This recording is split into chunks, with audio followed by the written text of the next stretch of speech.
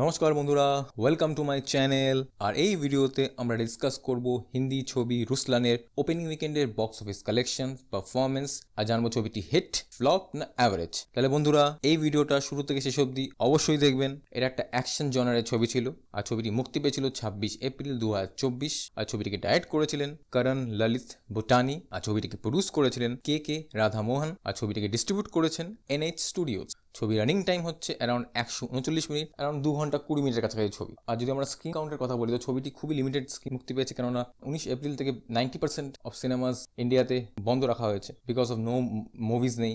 আর বাদ বাকি যে স্ক্রিনস আছে সেই ছবিটা মুক্তি পেয়েছে অ্যারাউন্ড 750 থেকে 1000। So it's a very limited release. এবার যদি আমরা কাস্ট নিয়ে কথা বলি তো মুখ্য অভিনয়ে কাজ করেছেন আয়ুষ শর্মা, সুশ্রী শ্রেয়া, জগপতি বাবু অ্যান্ড বিদ্যা মালওয়াড়ে। এবার যদি আমরা কালেকশনের কথা বলি, ফ্রম দ্য ট্রেলার টিজার কোনো বাস ছিল না, সংসও ছবির হিট হয়নি। আয়ুষ শর্মা এটা তৃতীয় ছবি, but his last two releases Loveyatri and Antim were disaster. এই ছবিতে কোনো সেরকমভাবে উম্মিদও ছিল না। সো উইথ দ্যাট সেড, ছবিটি ডে ওয়ানে মাত্র 55 লাখ কামিয়েছে। With that it's a disaster.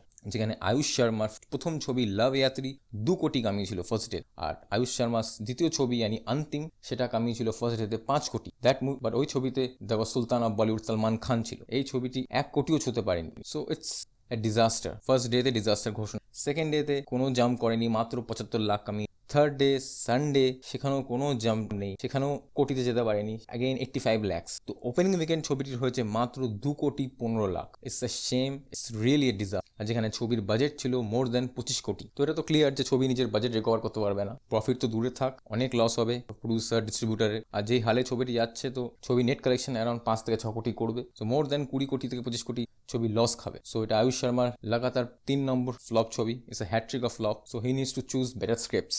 আর যদি ক্রিটিক রেটিং কথা বলি তো ছবির ক্রিটিক রেটিং খুবই নেগেটিভ ছিল। IMDb স্কোর মাত্র 4 ছিল। বেশিরভাগ ক্রিটিক এই ছবিকে প্যান করে দিয়েছে। আর এটা বেশিরভাগ হিন্দি ছবির কপি, বাট বেশিরভাগ ক্রিটিক্স প্রেস করেছে আয়ুষ শর্মার action, his physique, but overall it's nothing.